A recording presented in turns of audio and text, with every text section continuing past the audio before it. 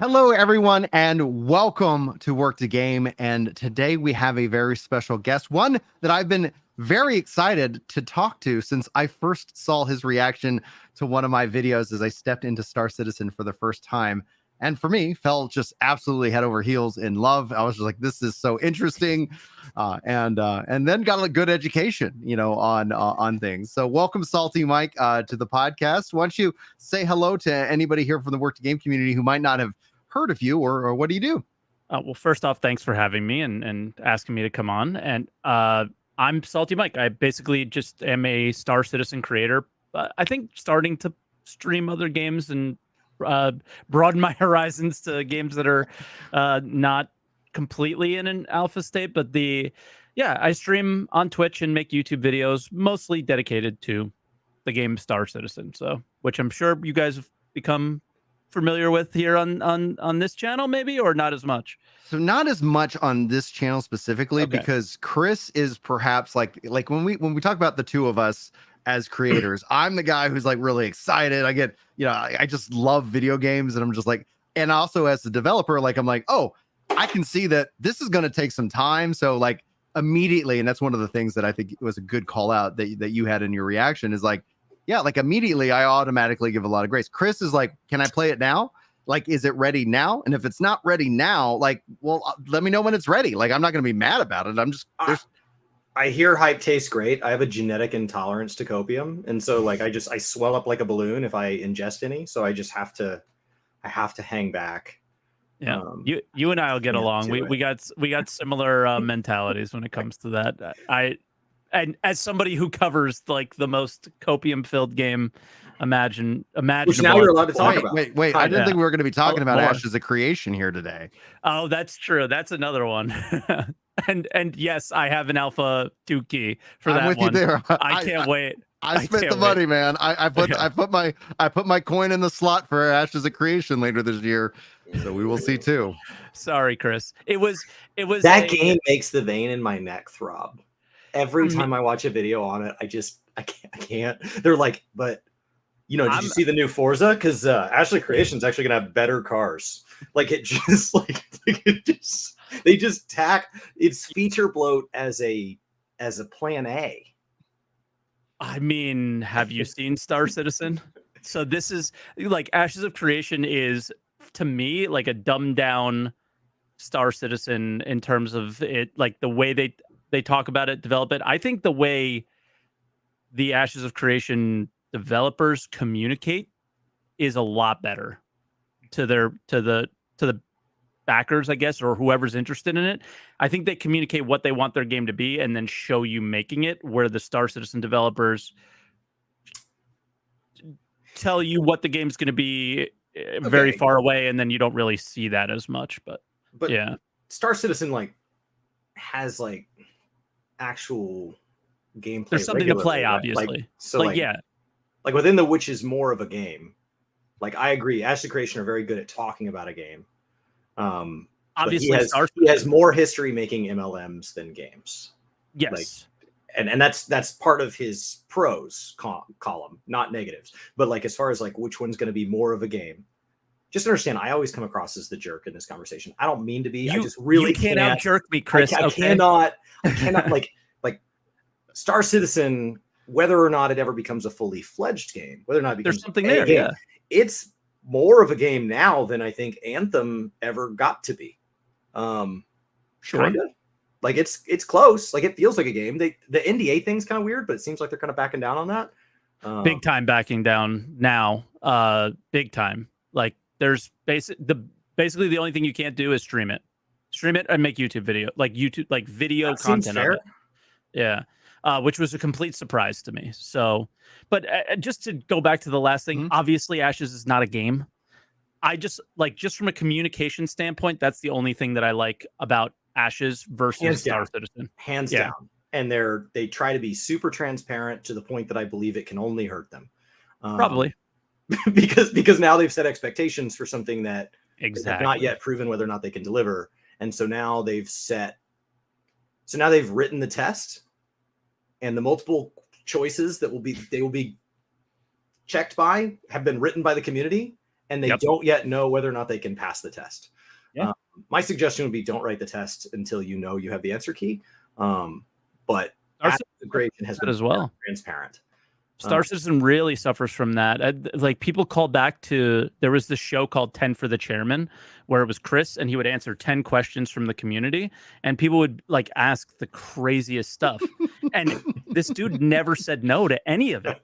So people will call back to those moments of like, you said it would be this back then, and then everything's changing. And what we're starting to see now is them actually develop the game and then find out that the choices that they made back then that they thought would be interesting, fun, or just from game design standpoint, like this would be fun.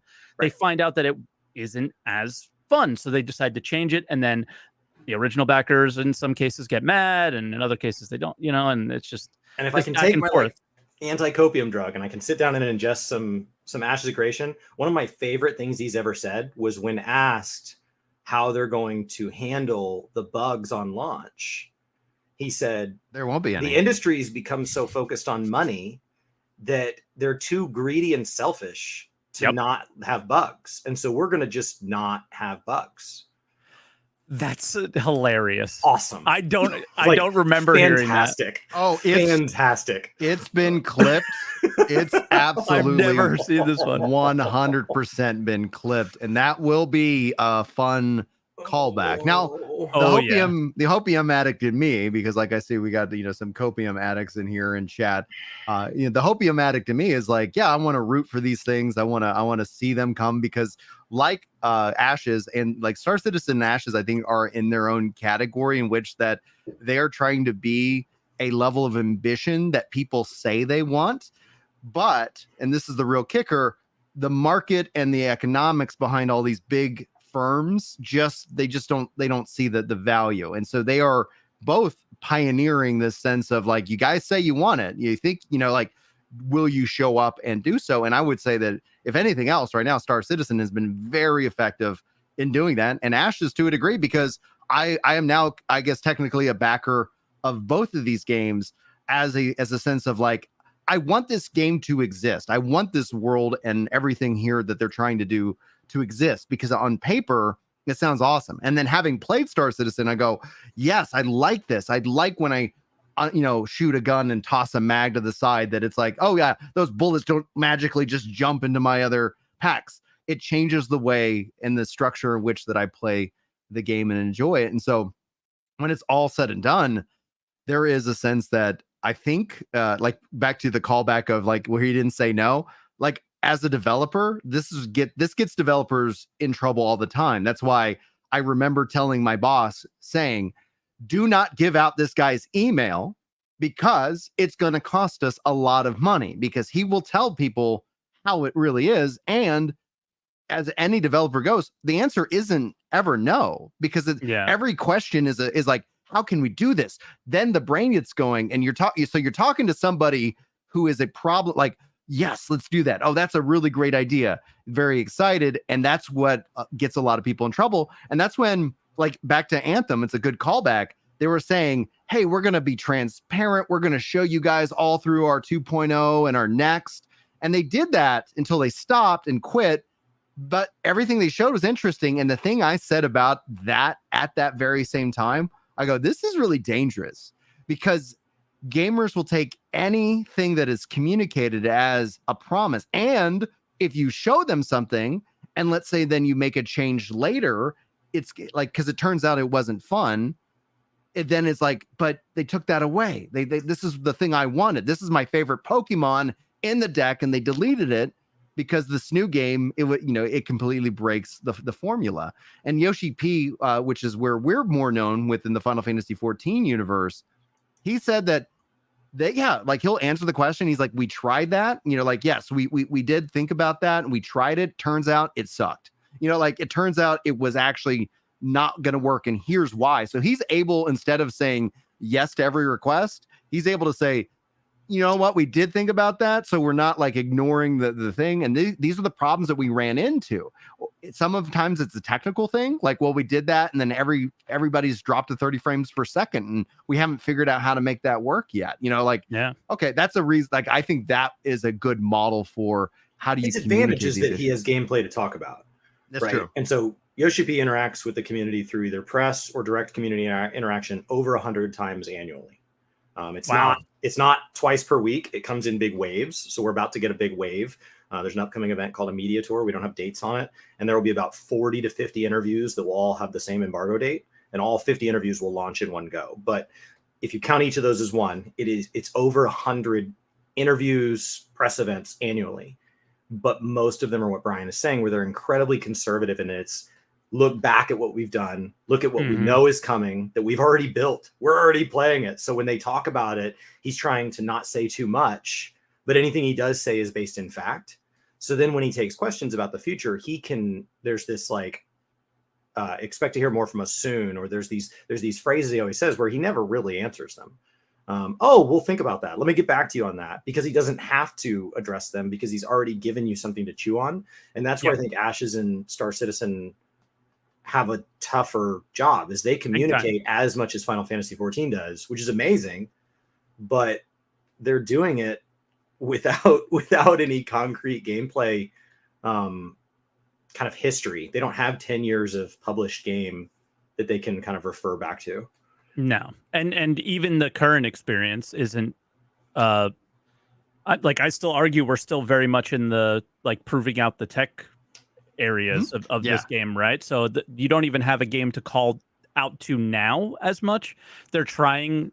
They're definitely focusing in the right direction to do that. I think a little bit more this year than they've ever done. So that's always good. But they Final Fantasy versus this, I mean, they're not even in the same universe as far as like what. But every the day scale when you and the log in and scope, play though, is vastly different from what Who they cares? like. Well, I do, like, because no, like, I know. Yeah, But I mean, like when I say who cares, I just mean from my perspective is like I play an MMO to log in and be like, wow, there's 500 things for me to do, and which one of them am I going to do today? And I don't have enough time to do them all. So like I have to prioritize something, but there's always something to do. In this game, that runs out really quick. You play through a patch cycle a little bit and you check out the new stuff, and it's like, okay, I see what they're doing here. This is cool. Or a little bit of feedback on this, a little bit of feedback on that. And then for most people, unless you're, doing what I'm doing and trying to cover the project a little bit more, you're adios. You're playing some other games, you're checking out some other things, and you're moving on. But with a game like Final Fantasy or any MMO, that's what you play.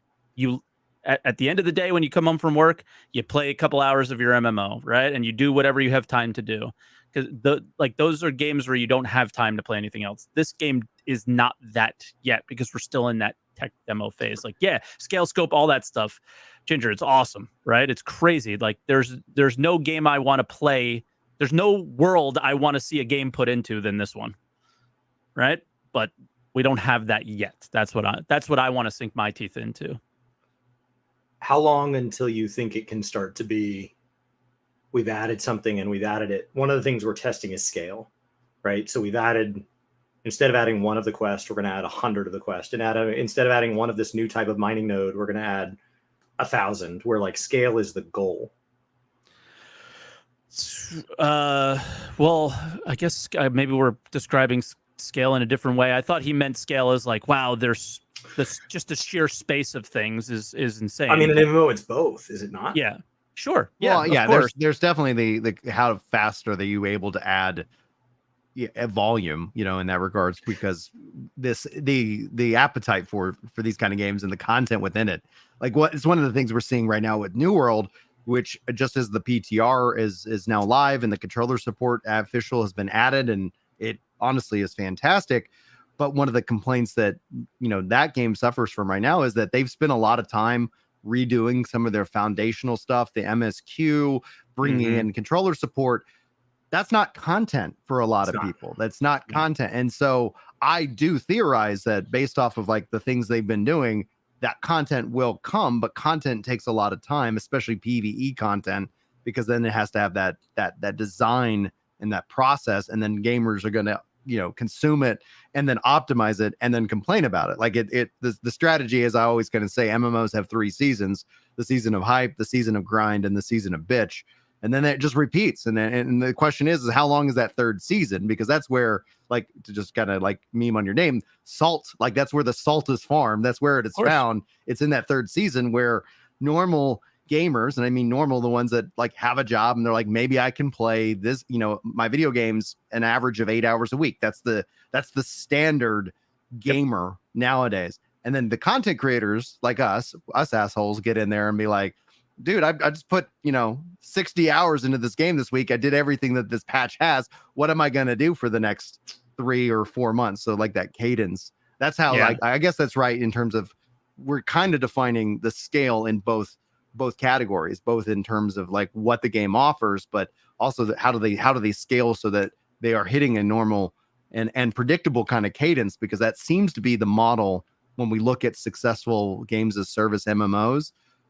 That's what we end up seeing, I guess, overall. But what do you think about it? Like, it makes me think of a callback to Ashes of Creation for a moment. Is one of the reasons that game initially was on my radar and I was starting to get interested in was because of its funding kind of, or its post-release plan for funding, which is a subscription model MMOs. Like, that's what I grew up playing. I started with Ultima Online, and the way those games worked was because you were on a subscription model, the design was to make things last a little bit longer. So like New World does not have that. You go through New World stuff pretty quickly. But you know, I take my time with New World. I'm not of the like content creator on New World's standards, I guess, because I play maybe about that 8 hours a week if I'm lucky with it. So I've just been going through each dungeon, trying to farm artifacts, things like that. That's been fun. Yeah. But I think what successful MMOs do is they create these really long grinds for the power gamer, and then they have nice, fun, little interesting things to do for your not so, I guess, your casual, or your Care Bear is not the right word. Care Bear would be a different thing, but like your casual.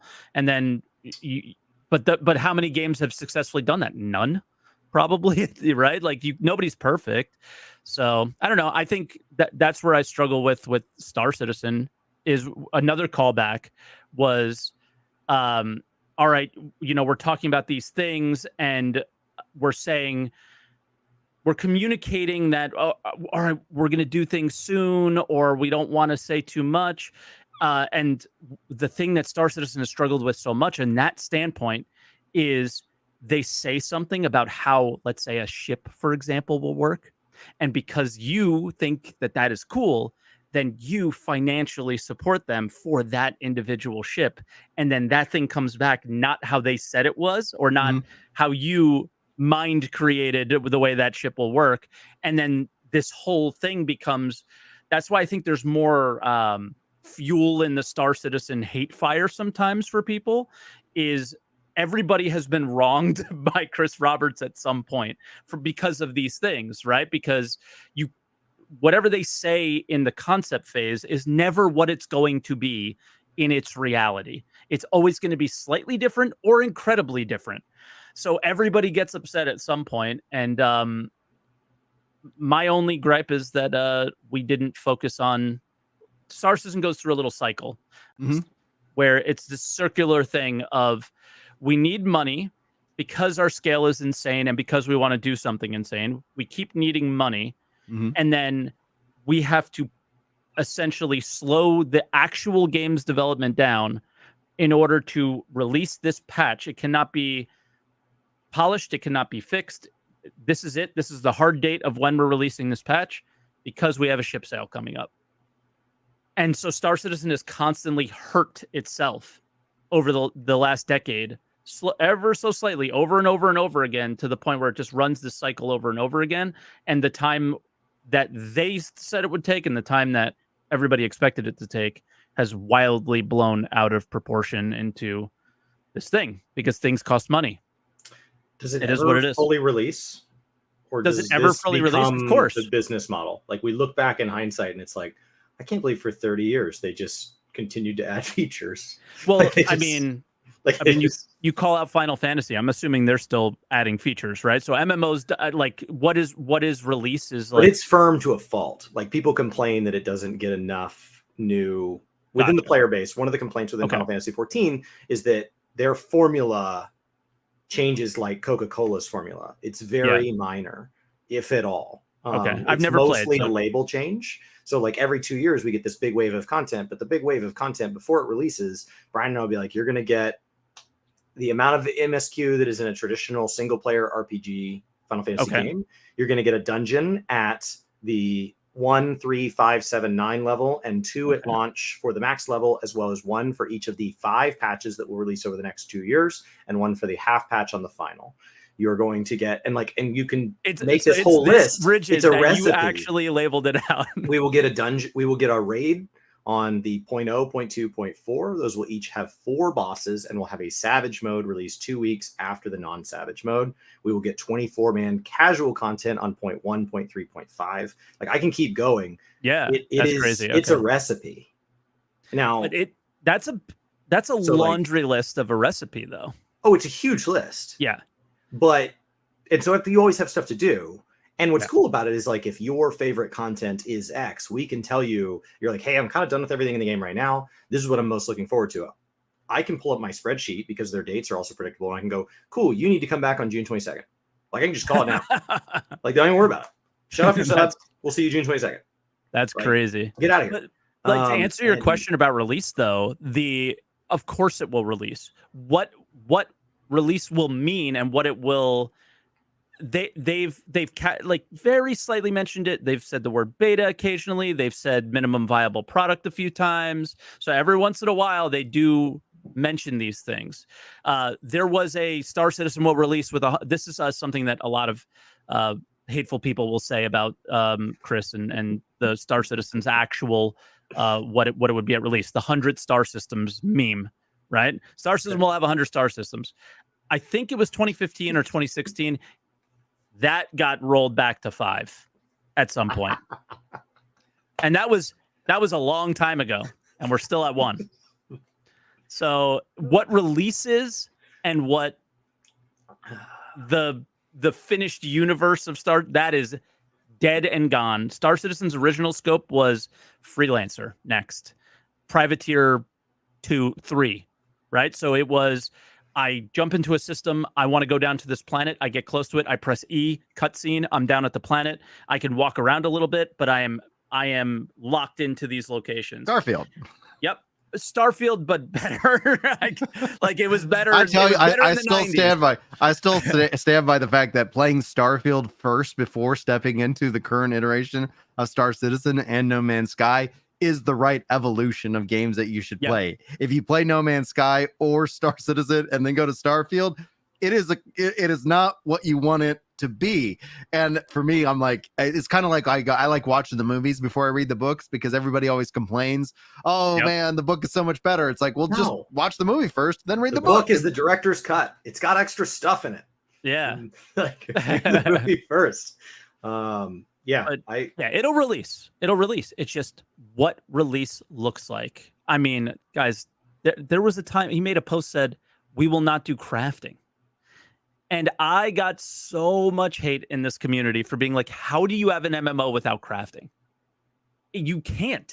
It's not like, I just don't see it. Everyone I've ever played in my life had some form of crafting, and it was a big part of the players who didn't want to go out and shoot lasers at things, right? You would extract, well, I guess I shouldn't have said that because there's lasers for everything in Star Citizen, right? But like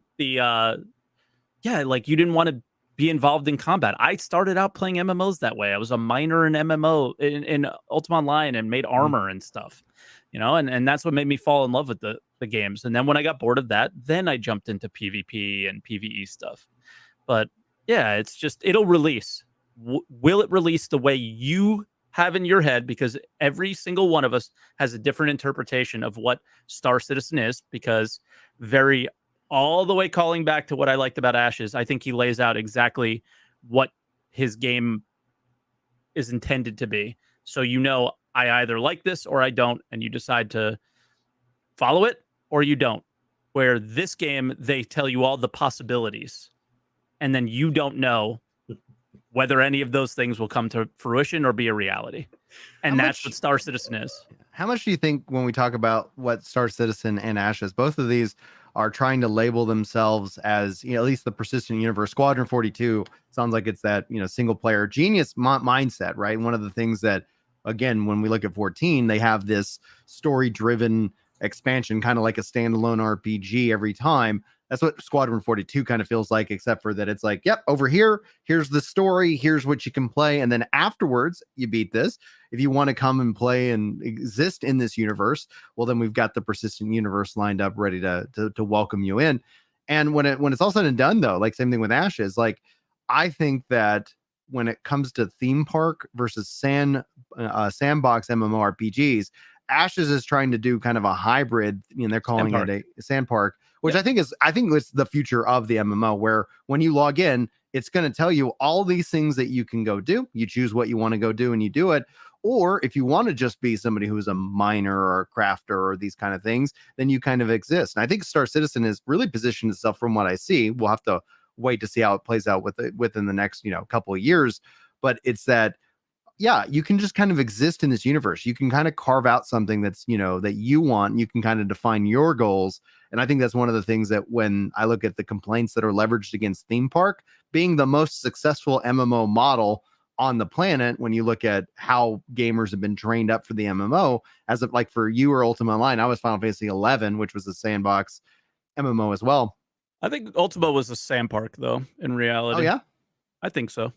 Okay. Yeah. I mean, obviously you couldn't change the terrain, but you could, you placed your own homes, and there was a housing market, and players were very much in control of the economy a bit. And I never played World of Warcraft because it destroyed the Ultima Online player base, and it was nothing. Same thing for 11. Like everybody was like, we're over here now. It's like, oh man. It was nothing like what I was playing. And I'm just looking at this and I'm like, why would you want to play? They just simplified everything, and the theme park was part of that, I think. And it wasn't That's what great. I liked about it. I found World of Warcraft fine. Wildly addicting because it was simple. It was a very clearly defined feature list. Yep. And you could view it as a bingo card. Like, I'm just going to go check these tiles. Yep. And there was a very clear definition of completion. You're like, today I'm going to hit this level, and that is going to represent this. And today I'm going to go achieve this thing, and that is going to represent this. Yeah, they took everything that was wrong with Ultima and whatever the other game was. I forgot the name of it now. At that time, that was really big, and just said these are all the things wrong with it. And players were complaining because it wasn't simple.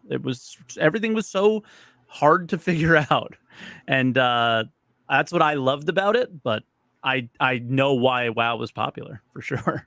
It was very easy to consume. Yeah. So popular, in fact, that Microsoft bought the company and has just announced that they're actually going to be adding in GeForce Now support for WoW. And so the question to the panel here, the fact that Blizzard was anti, there was not a single game publisher better positioned to take advantage of GeForce Now than them. Period. Like, the idea that I could take World of Warcraft on any device that has an internet connection and handle it, like, constant state subscription-based MMOs are primed for this, and it blows my mind that time and time again they're like, no, you really need to own your own hardware. Why? Yeah. They could provide the hardware. Like it wouldn't even matter. It could be browser-based. But then the next question is that do y'all see Xbox adding in WoW subscription into their Game Pass model?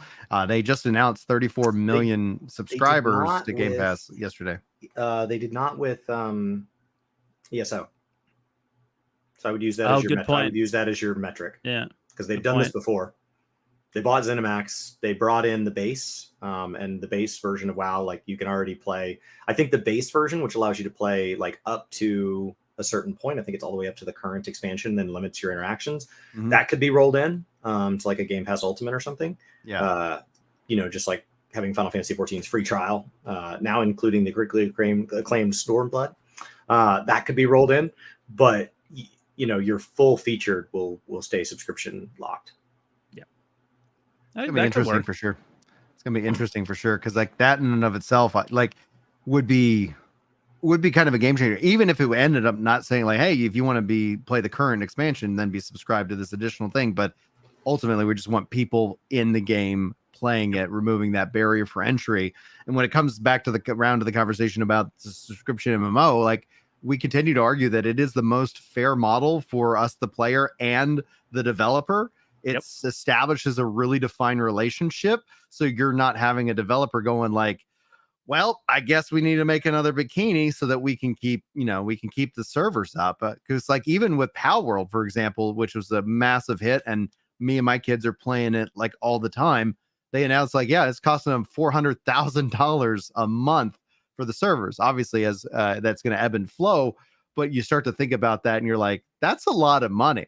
And how are you then choosing to monetize after that fact? And Star Citizen has an optional sub right now, and I'm wondering if that's going to continue, like as it went in, we get to the release.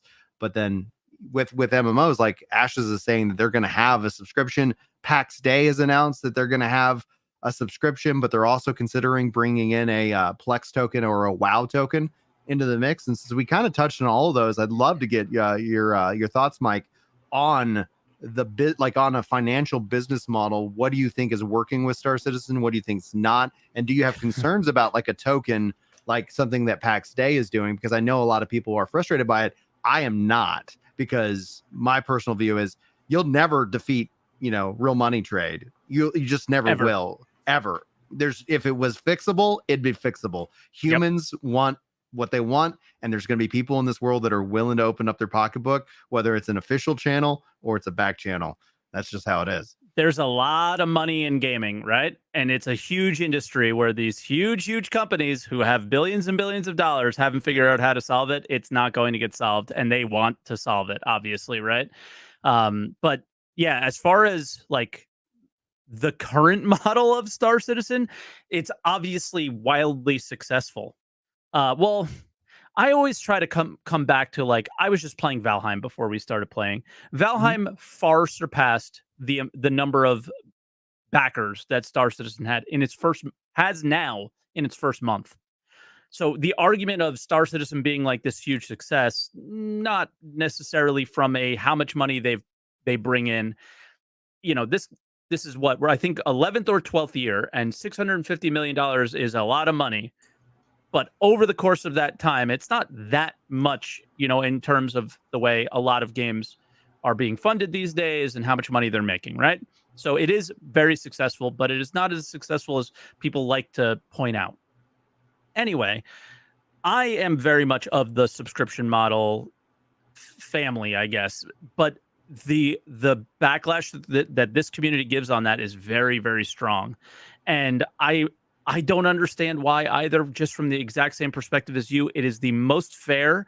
There's no fairer way to do it than that. It makes the developer focus on the game as much as possible and make the value add is making the game as enjoyable to you, because then your subscription is worth it. And the subscription is a smallish thing, and I don't have to go and buy or feel like I have to buy, and that's the really important thing, a $500 spaceship in order to build a base.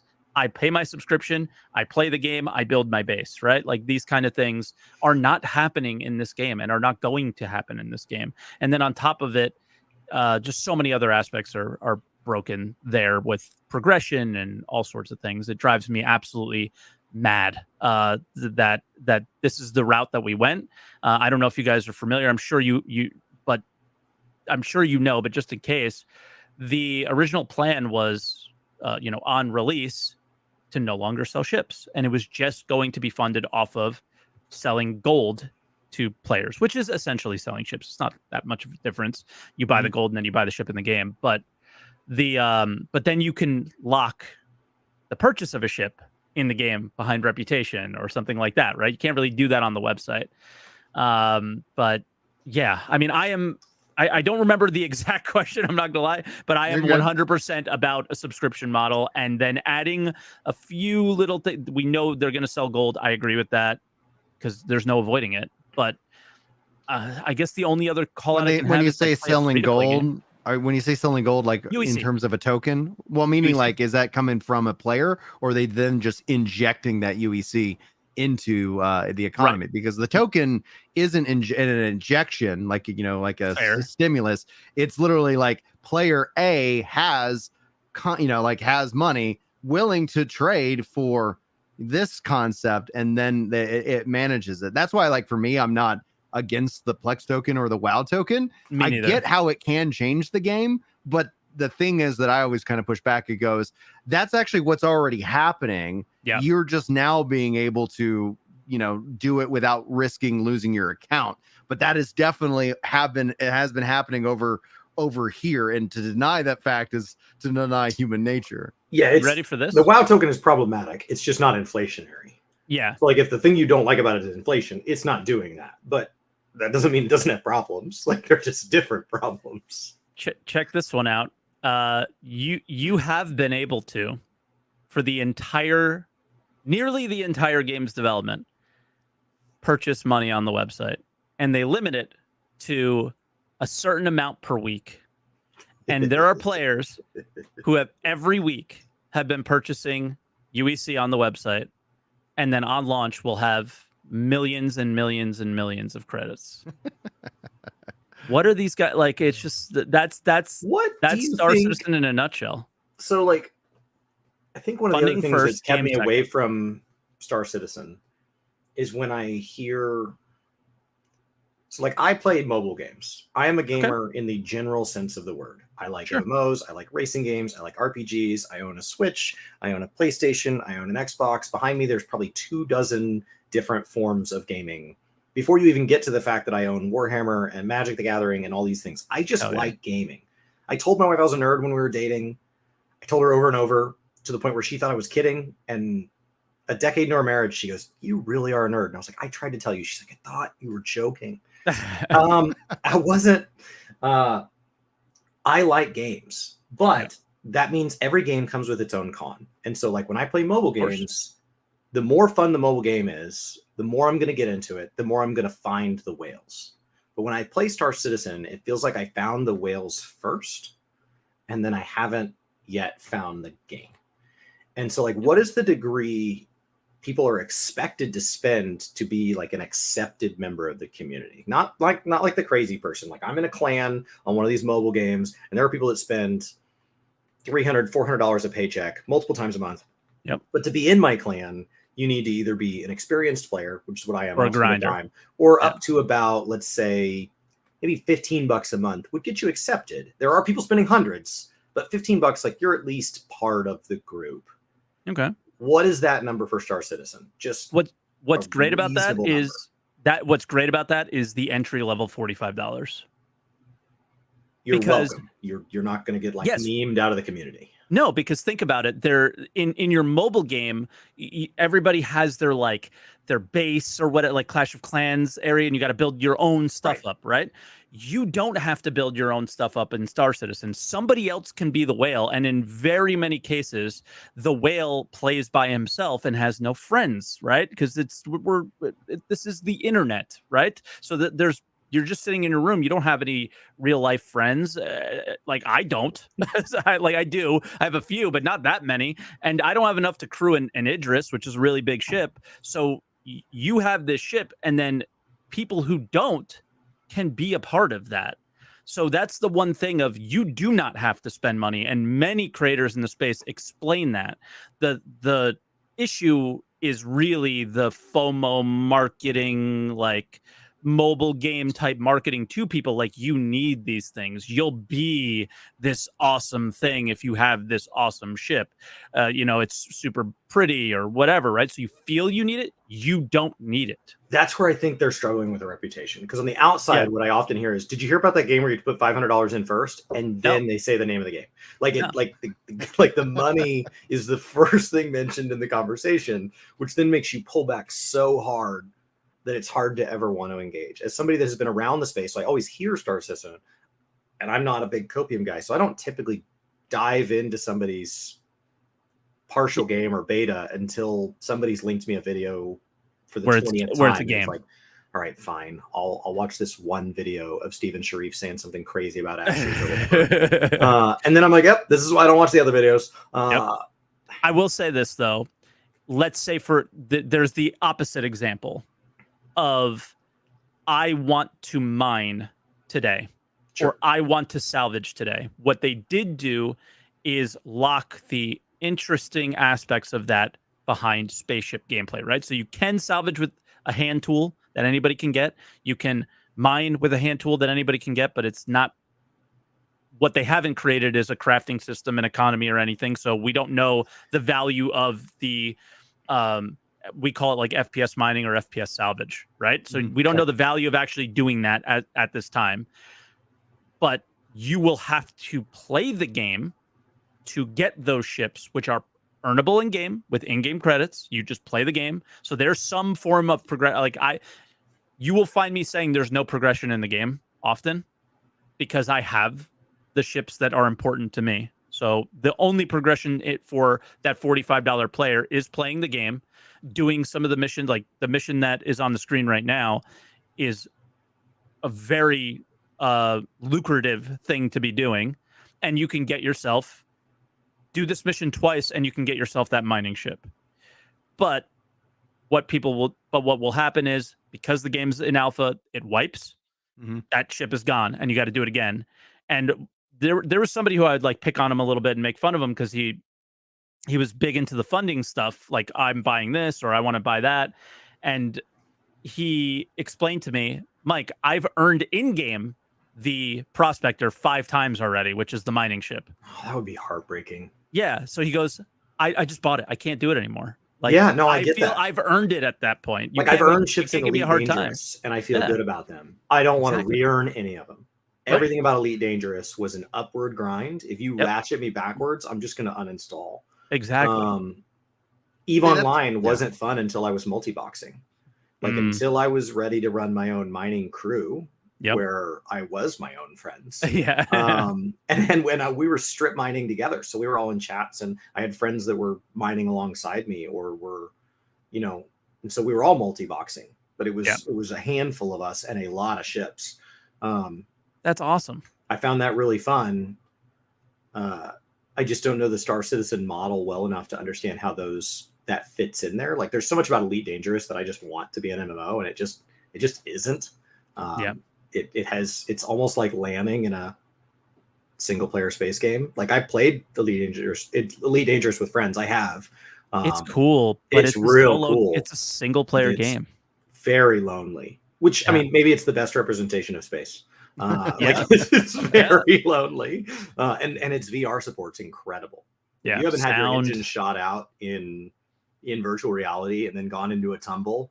Like this, I don't get motion sickness on roller coasters, and that was like, oh, that's a new feeling. Let's jump into the upcoming patch and the upcoming year for Star Citizen, because at the end of the day, like the way I play this game, knowing that there's resets and wipes, I'm like, I'm not gonna just pour all of my time into something that's just going to be taken away. And it's the same thing with any kind of like persistent game, a game that's what would almost be described as an investment kind of game, because you're investing your time into your character, and that in and of itself drives your choice and your level of fun. But this year, after especially this last Citizen Con, the road to basically Alpha 4.0, which is, it's funny because I was like, you gotta really should have a 0 in front of that for like 0.4.0. Just that's how I would do it as a developer, because I'm like, we're not really like there. It's not release. Release is 1.0, and then you build from there. But it won't have the alpha in front of it anymore. Right. Then that's going to cause all kinds of confusion. But let's talk about this year, looking forward to what they've been showcasing, because one of the things that I think was really interesting about your reaction, kind of and then my reaction discussion kind of breakdown, is that like, I would say it feels right now that this is the year to actually be interested, not 10 years ago. Yeah. You're coming in at the best time possible up to this point. There's no doubt about it. Just to quickly go back to like the funding stuff, is they've taken money in showcasing Star Citizen and made a single player game with it. So that most of the work has gone into this single player game that they barely showed anybody for 10 years, right? So now we have developers coming from that game back to Star Citizen, and we're seeing the fruits of that labor now. And now, not only, like, you want to talk about the most recent patch, right? Like, not only are these developers coming back and we can hope things will be more polished, and that was like a big theme at CitizenCon, but look at how many things are in 323. It's almost as long as Chris's list about Final Fantasy, right? There are a lot of features on there in comparison to other patches that we've had in the past. Right. And most of those features are actually updates of previous features too, from like absolute, like really poor tier 0 levels of enjoyment to, okay, this is probably going to be enjoyable for some aspects of it. And then others are brand new features as well. But the coming year finally feels like we're focused on doing what I was always described what an alpha is, and that is build features and build features, and then beta be kind of clean those features up, right? And I think we're working towards getting all those features in. Will they interact with each other? Not in 323. At the end of the year, probably not either. We don't. What does it take for them to interact with each other? An economy and progression system. But the main feature to me that sticks out for that in 323 is reputation. And I think that's what they're going to start using to create the video game that is has a shield from its funding model that has gotten in its way for so long. You have to play to earn reputation, and that's how I think they maybe, but they don't communicate these things to us. So that's how we maybe will see, okay, I want to build a reputation with the mining guild because I'm going to go that upwards ladder that Chris is talking about. And I know that I want to hit this ring on the ladder, and I do these things to get there. And you can't fund your way into getting to those things, because even if you get the really good ship that's going to make it easier, you still got to do the process. So can you accelerate the rate at which you climb? Possibly, but there's no game, Chris. I can't tell you. I can't answer it. I literally cannot so, like, answer that's that the question. issue that WoW's gotten into, is that the WoW token, when it first released, was kind of like, man, what's this for? But World First Guilds have figured out what it's for. And so because of bind on equip weapons, like, money does not purchase you winning the world first raid race in World of Warcraft. Okay. Like, having the most money does not mean you will win. However, not having money does mean you're not in the race. Fair enough. So it is not that money is required to win, but it is that money is required to win. So, like, only people with money get to take part in the race.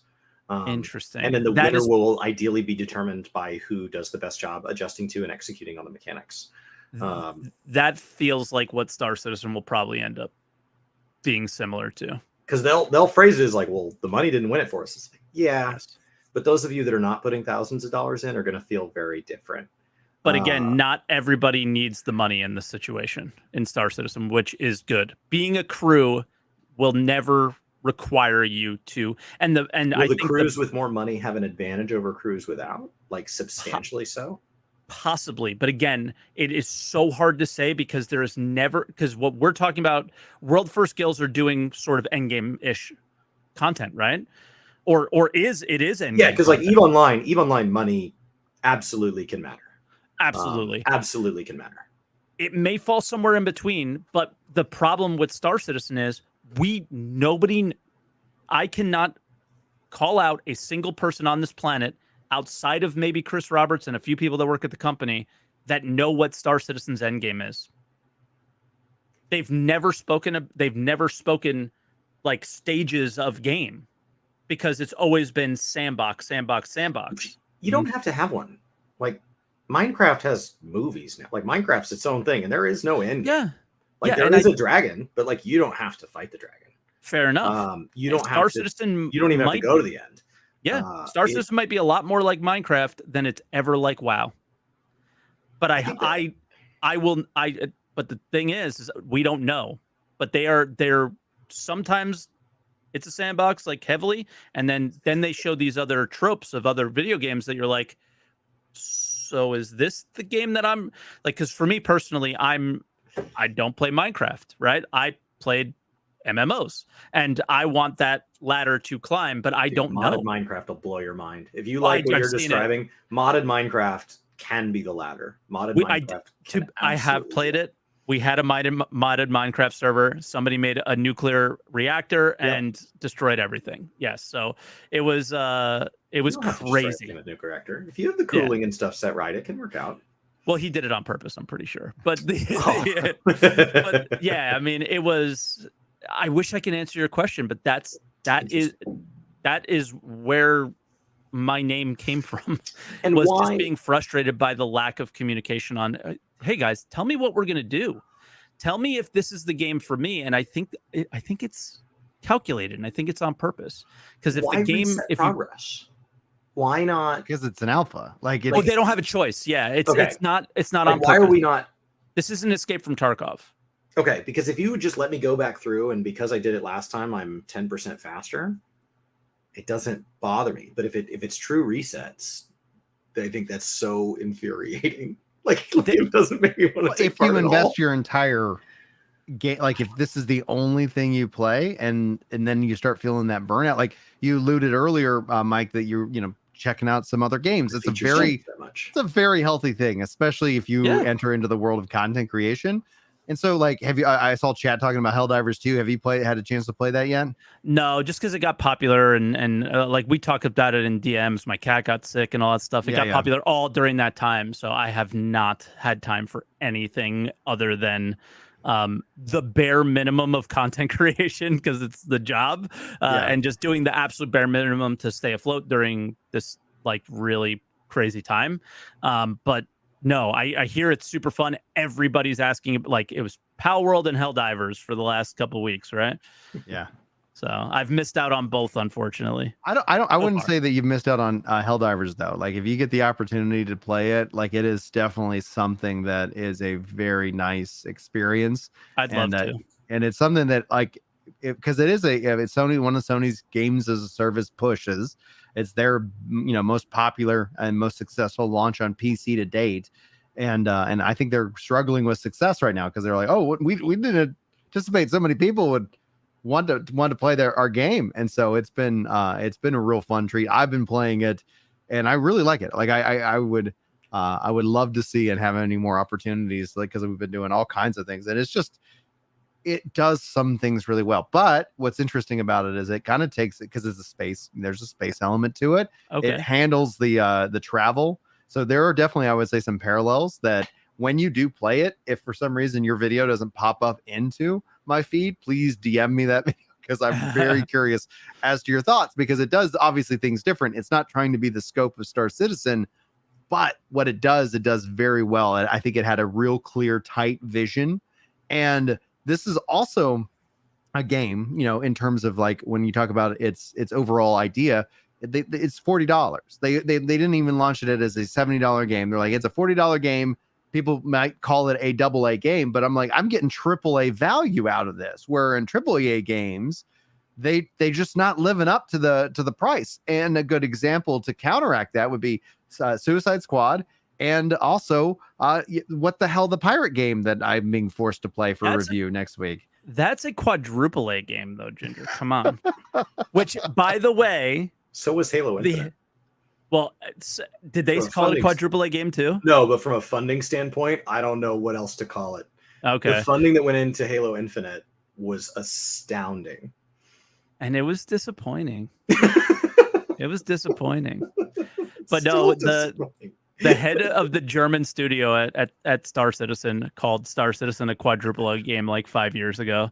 So that's been a meme in my community forever. And then the people at Skull and Bones called their game a quadruple A game, and we just lost it. Okay. But yeah, it's funny. Halo Infinite was like $500 million pre-marketing, pre-launch.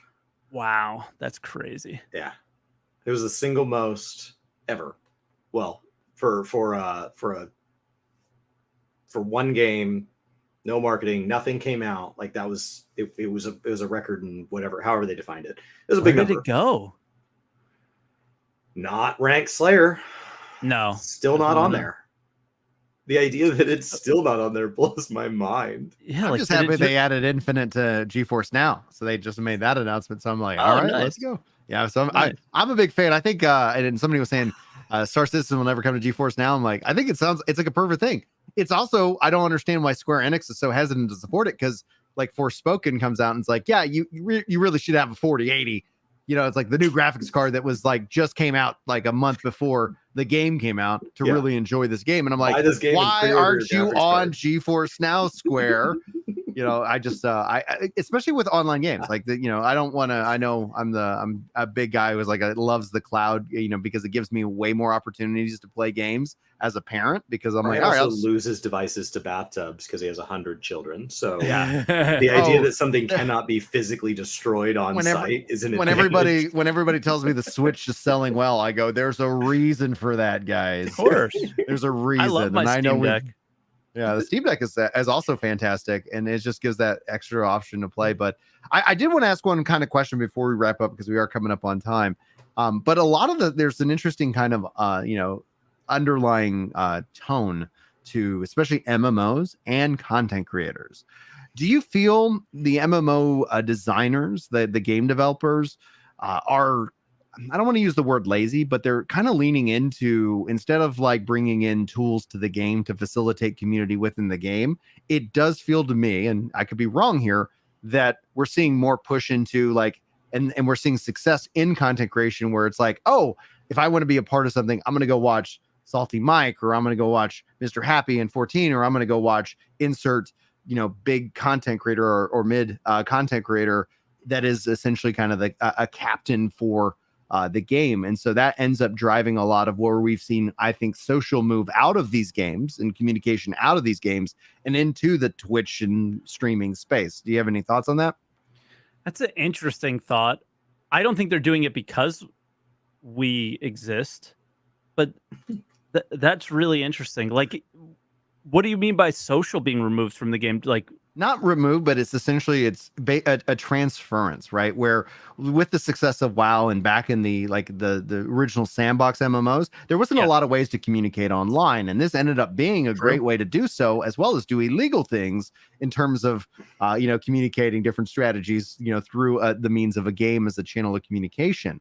But then we've seen the rise of social media and streamers and content creators, and so people complain. I at least I see people complain that it's like, oh man, remember when MMOs were social, when you needed a group to do these things? Okay, yeah. And what I've seen is that I was like, you know, just like where I also make the same kind of argument that the reviews, we've seen a shift where the majority of people actually go watch a streamer for their quote unquote review to meaning whether I want to buy this game. And then the scores are all just a point system that people use to fight about or justify their bad spending habits. Like, oh man, like, you know, and so I think we've seen that. Not that people don't use a traditional review in terms of a score to decide whether they want to buy it, but I think the majority has shifted over. I think within that, one aspect is, you know, content creator is kind of taken that, you know, kind of the face of a company where we saw, like with Cliffy B and a couple of game developers back in the day, where they were trying to push a developer into being kind of the face of the game. And that never really worked out because developers are like, I just want to build. I don't want to sit here and talk to people. And we've seen content creators kind of fill in that. Does that clarify like my kind of overall discussion topic?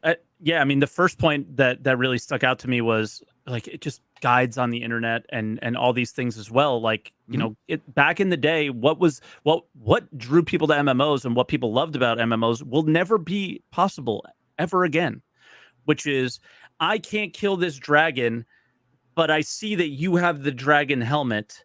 How did you kill the dragon? Oh, and just, hey, join my guild. We kill the dragon every weekend. And then all of a sudden you found community. That is harder in MMOs than it's ever been, because most MMOs have designed for the kind of single solo player aspects of it more than ever before. And it takes all that community away. Yes. And then from the review standpoint, I mean, it's even sillier. Like, imagine watching me and like, an self-proclaimed idiot try to figure out a video game and get upset about it, and then deciding whether or not that game is good off of my level of frustration about it, right? It's like, so there's some silly things that are happening now as well when it comes to those things. But man, the old days of the MMO and needing to group up with people you don't know was the magic about it, and that magic is lost in a lot of ways. I mean, New World, cross-world dungeon finders. Now I love it, but it's at the so same convenient. Time, there's a cost to it, and that's what the thing is. The case I've always argued is like there's a cost to this convenience. Yeah, and just understand the cost. Just understand what it means, because dungeons have also gotten easier in New World. Yep. Yeah, but it is a ton of fun, and I love it. It's great. All I do. And then as soon as the controller support gets brought in on March the 12th to everybody, like accessibility improvement right there, group finder improvement, and then ultimately whatever they're building up to the announcement in June, you know, I'm guessing console release. Yeah. It's like it's coming to consoles, guys. There's no way, shape, or form it doesn't come to consoles. It's just a matter of time. Yeah, I think they're trying to get their investment back as much as possible on that, probably. But I think they've already made it back more than, you know, like in terms of so? Oh yeah, like in terms of sell through and numbers, and because a lot of people also look at concurrency and they think of it as like they take concurrency and say, oh, this is the total player base, and it's like, no, the player bases dip in and dip out. Like concurrency, what's your monthly active user? And it's like, it's a healthy number. And it's a number that I would like. I think a lot of people are like, oh, it went down. Like people are trying to meme on Pal World right now because it like had over 2 million concurrent, and now it's lost like, you know, a lot of that. Oh, I'm sorry, you still have 500,000 people playing in real time a game that's been out for a long. Like that's a constant MMO thing. That's a constant, and there's a bitterness. I can't believe after just 26,500 hours of fun that I can't even have fun in this game until March. Yep, it's crazy. It's crazy about? To think that. Like, it's terrible. It's terrible. Like I was playing 122 hours a week, and like now I'm gonna have to just like sit around until March 12th. I'm gonna play something else, which is there's so many good games out. Also, I know just hitting this the last 2 months. I'm like, yeah, people want to play other things, guys. When the current expansion of Final Fantasy 14 came out, I played 105 hours the first week. Believe it or not, the second week I played less. Yeah, not because the game got worse. Like there's only 168 hours in a week. 105 is not sustainable. Like, no, it's not. I went hard. So I don't know. The content creator thing is interesting, Brian. I think it's a weird middle step. So we had forums and stuff back in the day. But if you think about like sports, you have forums, you may go to a local bar or be part of a fantasy football club, and like you may share that, but you are not the professional team. So there's this like professional team that's you may play pickup basketball and watch basketball with your friends and talk about basketball in a group, but you're not on a professional team and you never will be. But like with gaming, that's not necessarily true. Like the delta between us and the devs, or the delta between us and esports, is so much closer. You are playing in the same game as the professionals. And so content creators are just somewhere in between. They've been vaulted up either sometimes to whatever degree, and maybe not even for playing well. You know, I was full time for a couple years, and my wife's friends were like, "What does Chris do for a living?" She would say digital entrepreneur because I just didn't get questions. But if they did dive deeper, it became very clear. Oh, he's a YouTuber about video games. Oh, so you must be really good at video games. Not particularly. Nope. Don't have to be. No. I'm not.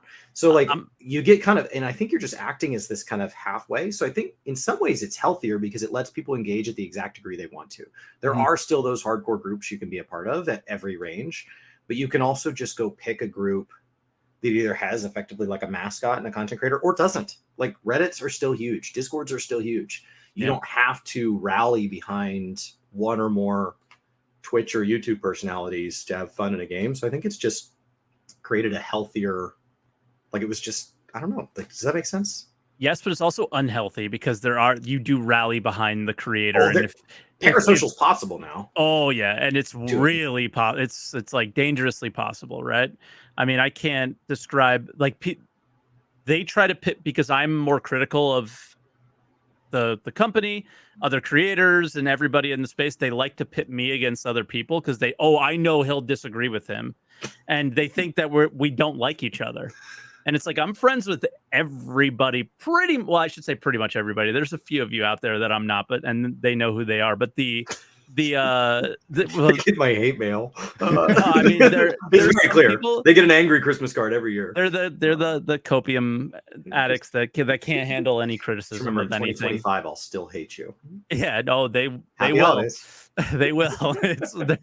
It's funny stuff, but the idea, the messages I get sometimes, I'm just like, I laugh my head off. I'm like, yeah, all right, man, like. It's ridiculous, but that's what happens. Is like, if I go against something that person will have said, and we're all playing the same game, all want the game to succeed for different, in different lights or different reasons or whatever, they'll get super upset. It's like the pitchforks come out and everything, and you're just like, whoa, man, like, it's not that big of a deal. Like, I wasn't completely happy-go-lucky when I was reacting to your video, Ginger. I was critical about certain things. Yeah, I thought your reaction was like very fair, and I was like, oh, this is cool. Like, yeah, because I'm learning and absorbing. And that's one of the things I was like, I want to be very clear with people, because same thing with No Man's Sky. Like, I stepped into No Man's Sky for the first time, and on other streams of other games, people who are still bitter about the launch of No Man's Sky wanted to come and educate me on that. And I'm like, I can sympathize. I can sympathize. Like, I'm like, it sucks, guys. Like, okay, but I can't empathize. Meaning, I can't feel like you can. I haven't been a part of Star Citizen for 10 years, so I don't feel any kind of fatigue. I haven't been technically promised anything that then hasn't been delivered. I'm a noob in this space, and I want to always I got to be very clear. As long as you sympathize, then it's fine, because when people are upset with the way they've been treated by the company at times, the one thing that I get from the newer player is that, why I can't believe you're saying these things. There's this, and this now. And I'm like, well, I've already been through this rotation of, we say we're going to do something and then we don't, right? I've been through it 50 times. You're about to go through it right now. That's the Final Fantasy 14 community as well, where it's what like, I struggle with. Yeah, you're about to react to new players for a while, and I would react, and then they would, and I was trying to add something to the conversation, and so they would say, I really like this about this game. Well, it's weird if I pause the video and say, I really like that about the game. Like, I'm not adding anything.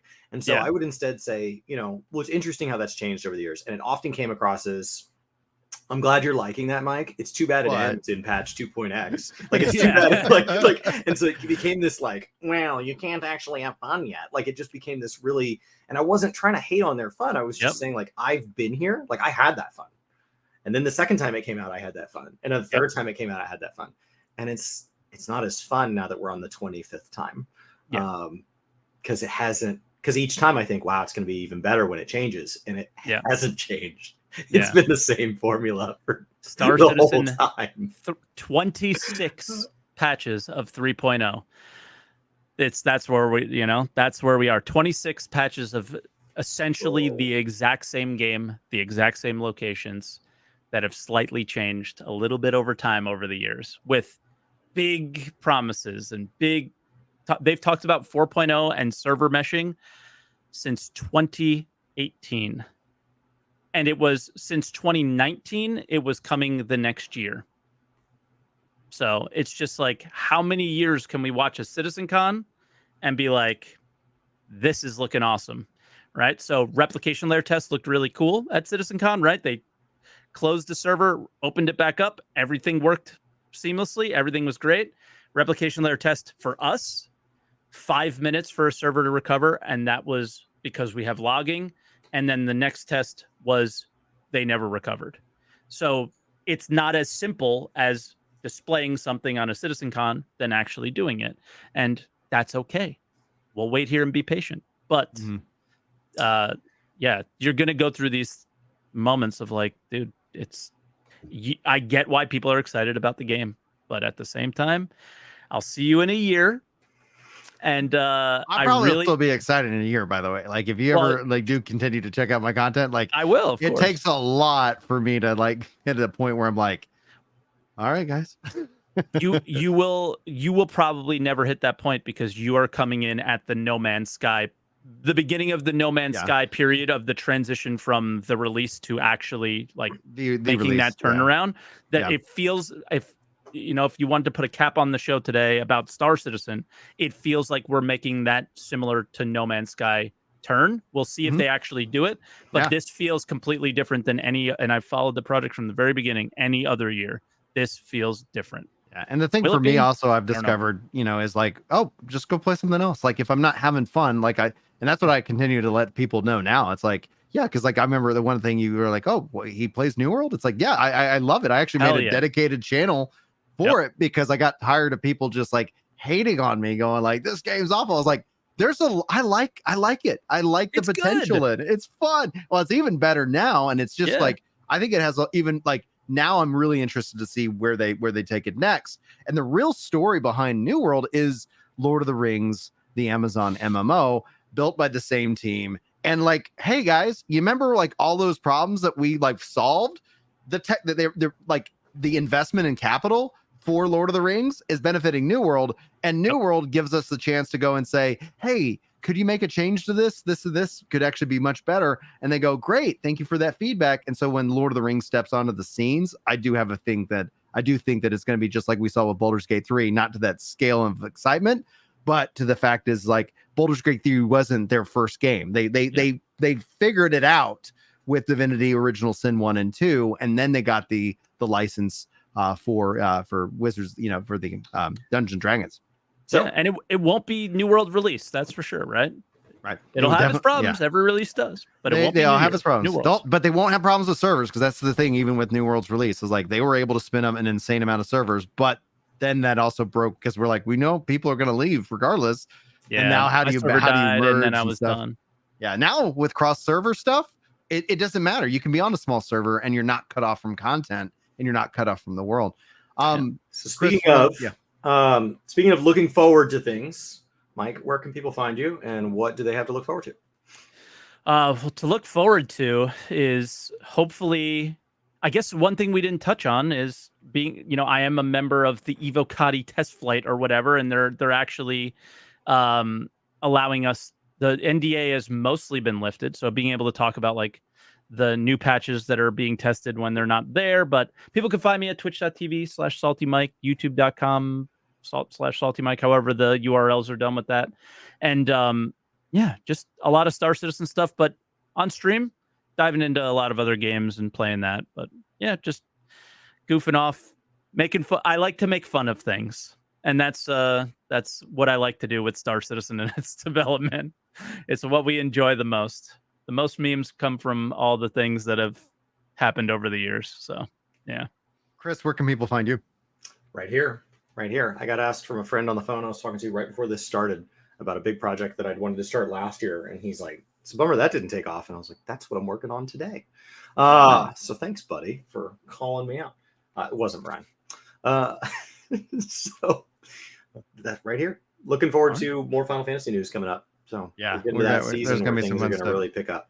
Yeah, eventually. Like the Xbox release next week, I think is going to be. I mean, the beta in and of itself, which I'm going to see if I can't get a free trial account and my non-main Xbox account. Because if you guys don't know, they said do not link your existing account in the beta to your Microsoft account. There might be problems, so they really want to make sure that beta goes smoothly. So if you have an existing Final Fantasy 14 account and are looking forward to Xbox, please continue to wait a little bit longer, which always is kind of fun. And for me, you can find me here as well as Ginger Prime. We do podcasts and clips and so much more community-driven stuff here at Work to Game. And then on Ginger Prime, you kind of see more of my face doing the videos and putting out the content. So hopefully you guys check that out. And thank you guys so much. And thank you, SaltEMike. I know we were talking about collabing. I was like reached out last year and we're like, yeah, let's get together and figure it out. So now we have achieved our original goal. So, all right, guys, that's going to be it for this show in and of itself. If you guys enjoyed, hit that like button, subscribe to the channel for more content. And hopefully you check out the Discord. All of everything you need to know is that top link in the description. And that's going to get you where we want to go. But anyway, guys, until next time, take care.